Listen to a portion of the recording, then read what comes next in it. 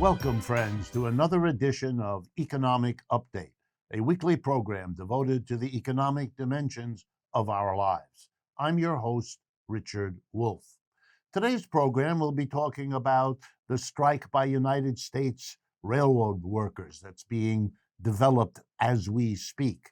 We're going to talk about the Chipotle Corporation closing those restaurants where workers are organizing and fighting for unions and beginning to talk about strikes, other issues as well. And then the second half, we'll have an interview with the one and only Noam Chomsky. So let me begin. Railroad workers last struck in the United States back in 1991. So we're talking about 30 years during which there hasn't been a job action of the kind we call a strike by this group of important workers. And I want to talk about them, not only because they haven't struck, but because these are better paid workers, at least as the wages go in the United States. And they're becoming an important force, striking and unionizing too.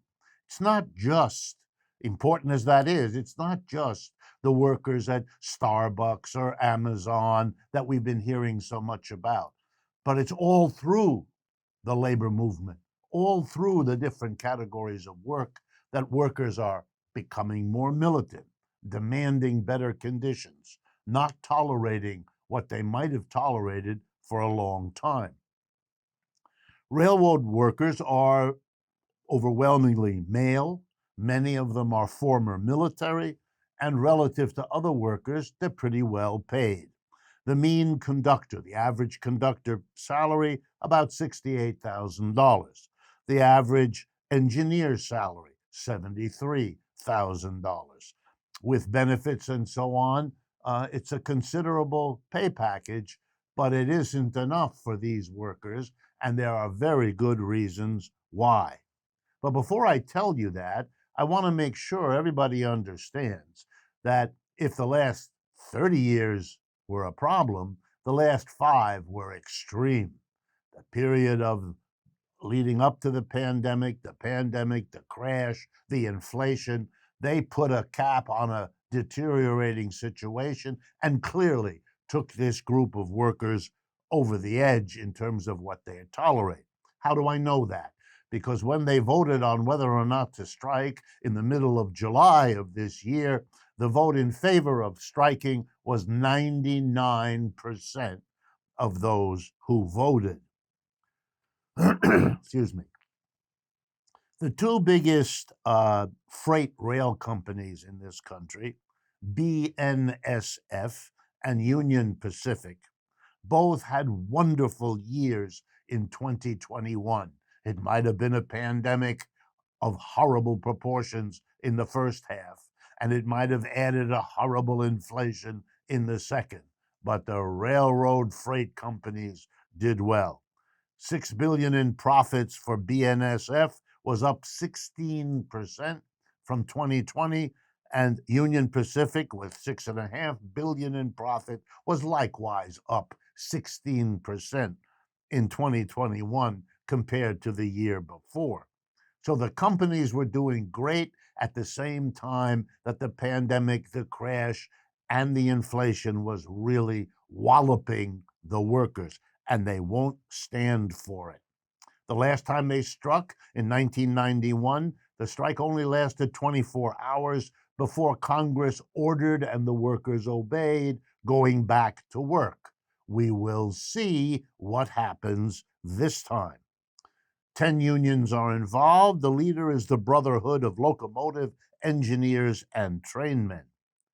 Over the last 5 years, the number of jobs we're talking about fell from 125,000 to 100,000. That's one measure of how bad the situation got. Over the same period, the increase in fatalities among these workers was 60%. Accidents and injuries went up 9.4%. The work got harder. The work got more dangerous, but the pay didn't get a lot better. Meanwhile, pandemic justified weird schedules, good for the company, not for the workers. and then the inflation. President Biden has the right and is expected to appoint a three-person commission to cool things off, as they say, until September. But this is a strike of people who are saying, we want better conditions, we want better accommodation to us, just like everybody else in a long, suffering working class. My next update has to do with a shift in American politics. You know, the big corporations having been able to kind of stymie the federal government between the Republicans and the Democrats and back and forth. Very little gets done up there, as most of you have noticed. And what is beginning to happen is that the labor movement, demanding the way these railroad workers are, the kind of attention and the kind of support they should have been getting for a long time, are beginning to shift their focus away from a blocked, unable to act federal government. They're going lower, and not to the states, but to the municipalities. A stunning recent activity exemplified when the city of Los Angeles passed a special group of ordinances governing restaurant and other workers in Los Angeles, improving their pay, improving their job security.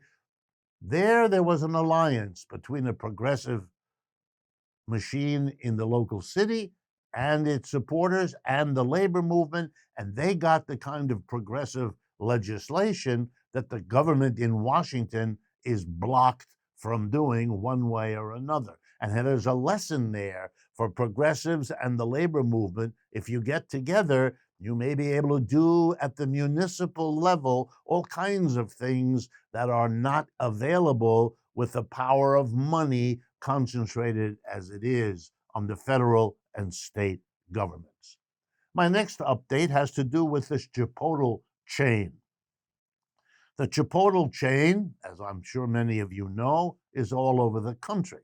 And recently in Augusta, Maine, a union effort got underway, as is happening elsewhere, and it really got into high gear. The workers there went for a union. And once they showed that they have the majority support, the Chipotle did a very interesting thing. It closed its outlet in Augusta, Maine. The leaders of the strike, the unionization effort there have already filed two unfair labor practice complaints with the NLRB, and we will watch how those come out. There are other Chipotle efforts. Lansing, Michigan is one well known where they're going to be unionizing, and Flushing, Queens in New York City is another one. This is according to the lawyer for the union efforts, Jeffrey Young. And I want to point out there's good reason to believe that the workers need unions.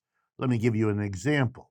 In the year 2020, 2 years ago, the Office of Attorney General Maura Healey, that's in the state of Massachusetts, explains that Chipotle's more than 50 corporate owned Massachusetts outlets had an estimated, and get this, 13,253 child labor violations and other state wage and labor law violations just in the 4 years from 2015 to 2019. Examples included a minor working past midnight. That's not legal in Massachusetts. And 16 and 17-year-old employees working beyond the 9-hour daily limit and the 48-hour weekly limit. That's right. Chipotle ripping off the young people who work there in large numbers. I want to address this retaliation by the corporations when they're caught like this and when the workers act like this, forming a union so they can't be abused like this. The Chipotle company closes the store. At that point, of course, the risk is workers will be without a job, they'll go find another job, they'll move out of town, they'll feel very depressed. We can all imagine what that's like, or we've gone through it. Here's a suggestion I would make that would solve that problem. The cities in this country, if we got together and pushed it, could use something called eminent domain.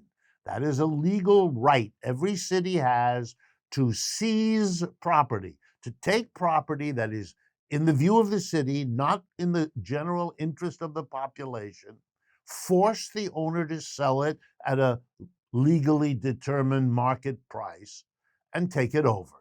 The cities could do that, saying that an empty store, a closed store, simply because workers want a union level of support, is a social interest. And the city has an interest in having stores that are well maintained, workers well paid, and so forth.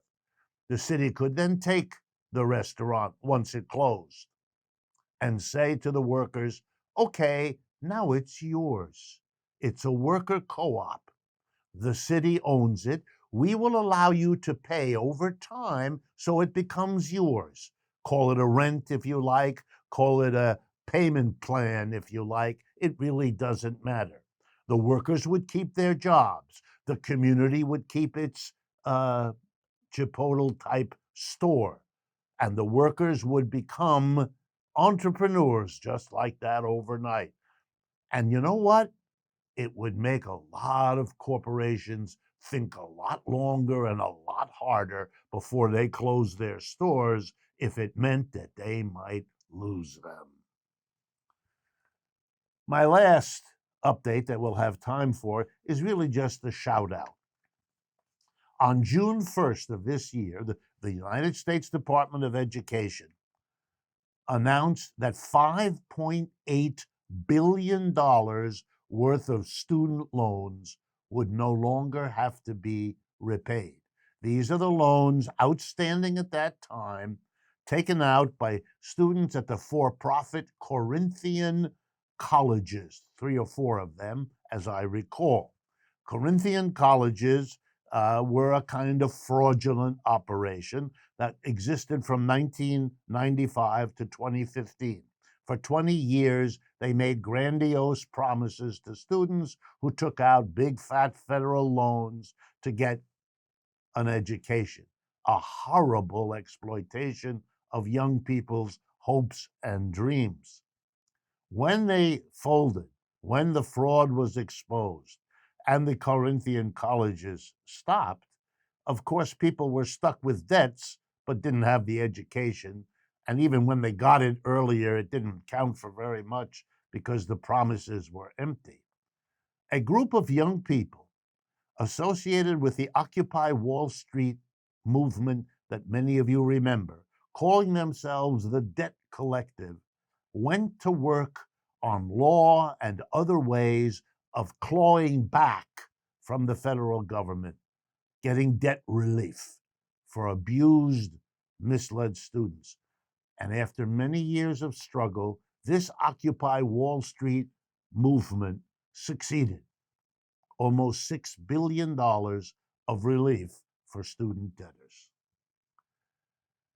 We've come to the end of the first part of today's show, and before we move on, I want to remind everyone that Economic Update is produced by Democracy at Work, a small donor-funded nonprofit media organization celebrating 10 years of producing content focused on critical system analysis and visions of a more democratic and equitable world.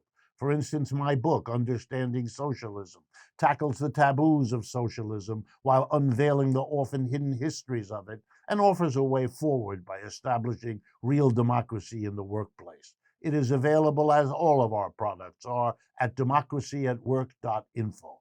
I also want to thank our growing community of supporters that make this show and everything we do possible. Please stay with us. We'll be right back with Professor Noam Chomsky.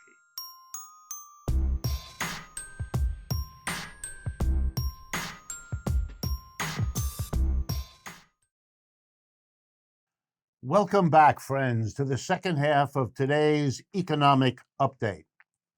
Well, all I can say is that it is an honor, a genuine honor for me, as well as a pleasure, to welcome to our microphones and to our cameras Noam Chomsky. I'll say that silly old thing about how he doesn't need an introduction because you all know him, but I'm going to give you a brief one anyway. He was born in 1928 in Philadelphia.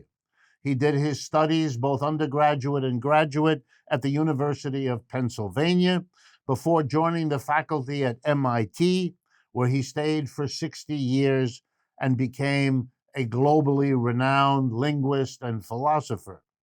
He left MIT eventually and became Laureate Professor at the University of Arizona. He is internationally renowned and many times honored as one of the world's great linguists, philosophers, and critical public intellectuals. So, first of all, Professor Chomsky, thank you very much for joining us. My pleasure to be with you. Okay, I want to jump right in. You and Vijay Prashad have recently produced a book called The Withdrawal, and it has to do with the U.S.'s military misadventures in Iraq, Libya, and Afghanistan. Do you think it is a reasonable understanding of what is happening in the world today to speak of a decline, of an end, if you like, of the U.S. empire in the world, the one that basically came into its modern form after World War II? Something like the decline of the Roman or Greek or British Empire. Is that a reasonable understanding from your perspective? Well, over a long stretch, the U.S. domination of the world has, of course, declined. It hit its peak, as you said, at the end of World War II.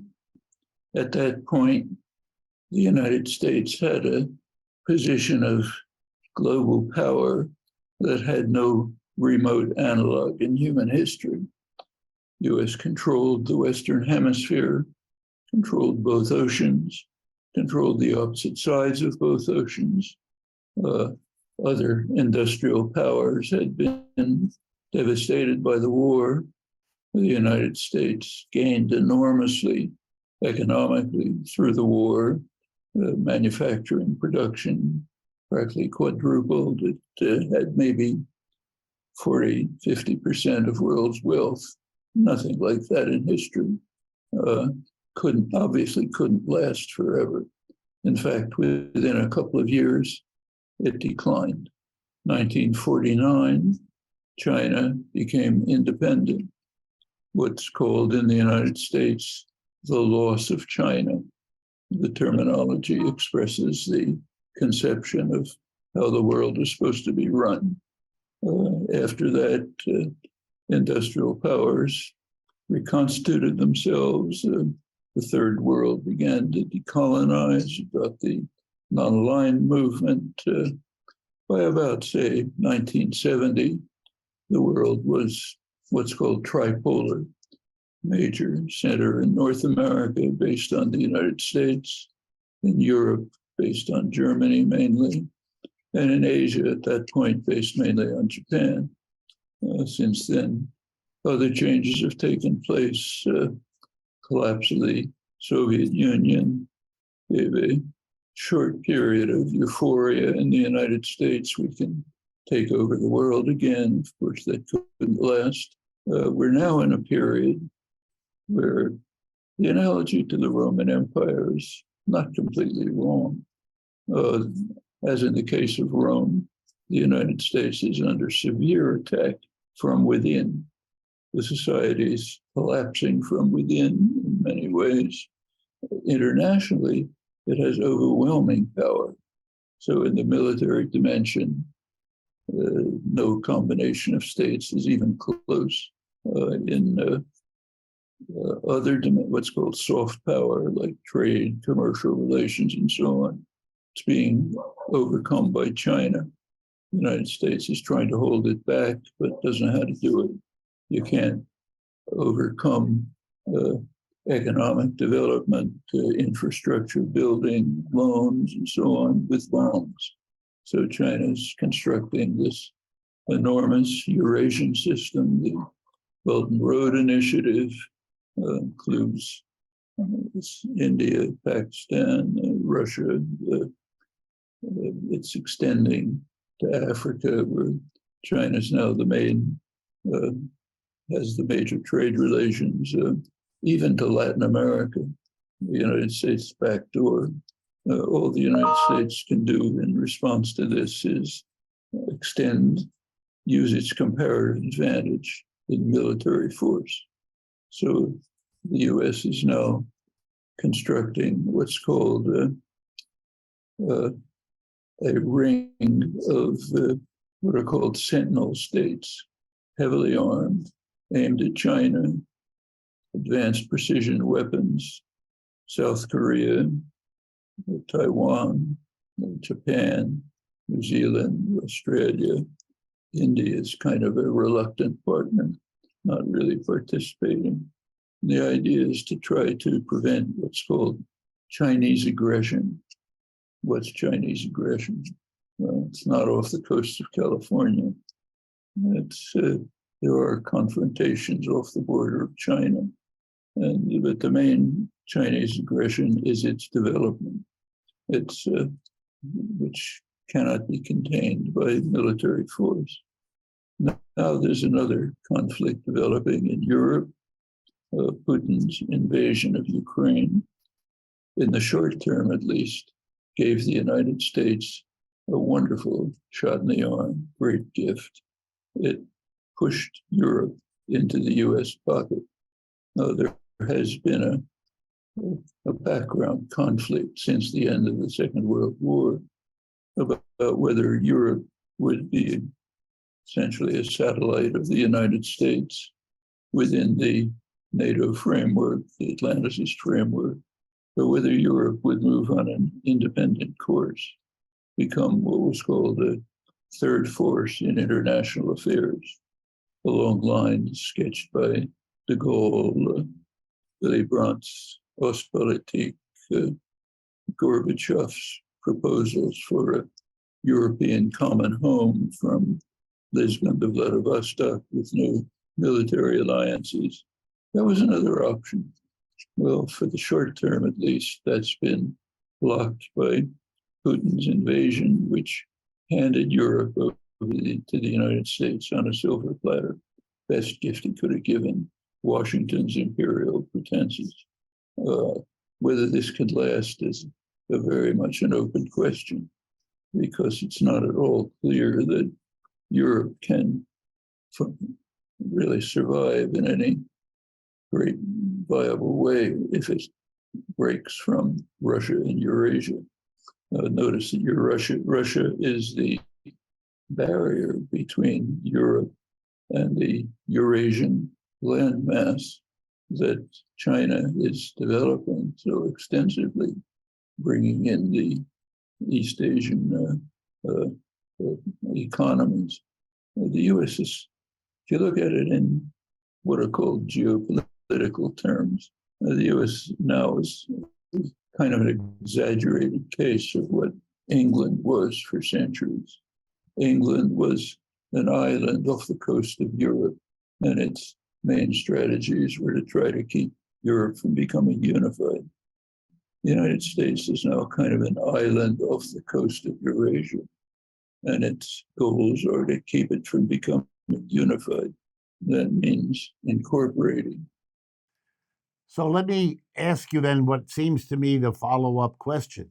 If it is correct, as you argue, that the United States, in some ways, perhaps Europe also, is tearing itself apart from within in the social divisions and class divisions and all the other fighting and splitting of the society apart, and then all it has to hold on to its empire is the military, it doesn't look really good for the United States to be falling apart inside and having to rely on military in the face of the Chinese and other economic powerhouse that outgrows the United States and has been doing that for 30 years. It does look like this is an effort to stop something that has very little chance of success.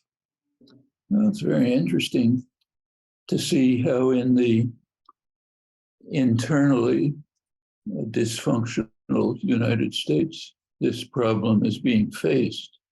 So it's commonly observed that Congress is dysfunctional, can't do anything. That's a curious way of saying that the Republican Party has simply gone off the rails. They're not a parliamentary party in any traditional sense. Their policy is very explicit. McConnell announces it, is just block everything. Make sure that the country will be harmed as much as possible, so it will be blamed on the Democrats and we can retake power. It's quite open. He says it in almost those words. So the GOP blocks everything in Congress. But they accepted one thing, a China Competition Act. The United States is, US infrastructure is falling apart. The bridges are collapsing, the electric grid doesn't work. The only, and there's a sharp cutback in development. There's a huge shortage of chips because they're not producing chips here. So what can we do about it? Well, one possibility would be to pass legislation to carry, as during the Second World War or the post-war period, with massive government intervention to develop the economy. Can't do that. So therefore they passed a China Competition Act. We can rebuild our roads and bridges to compete with China. It's the only way it could get through. The only way the GOP would allow it to go through is a China Competition Act. Well, of course, it's symbolic of the internal destruction and disorder. We incidentally just today, learned something new about it. There's a new report that came out, which people should look at, from Axios, which is usually fairly reliable. It's a description of something that kind of slipped under the radar in the last days of the Trump years. Right before Trump left office, he had a directive establishing what was called Schedule F for civil servants, a plan to essentially remove the entire civil service system, at least the leading elements of it, and to replace them by Trump loyalists. The civil service bureaucracy has traditionally been basically nonpartisan, just keeps functioning, whoever's in office. But this was an effort to change it radically, to make sure that the leading elements are Trump loyalists, and they will run what's left of the government as an organization beholden to the ultimate leader. There's a name for that. That's outright fascism, not proto-fascism. Well, when Biden came in, he rescinded the order, but the Republicans are probably coming back. And there's now debate in Congress about what to do about it. House passed a resolution calling for legislation to block it. Senate's not going to accept it. GOP won't accept that because they want it to come back in. Professor Chomsky, I wish we had much more time. I would like to thank you very, very much. And to my audience, what can I say? This is a very unusual opportunity to hear somebody explain what has been happening to us and what we face as we go forward. And as always, I look forward to speaking with you again next week.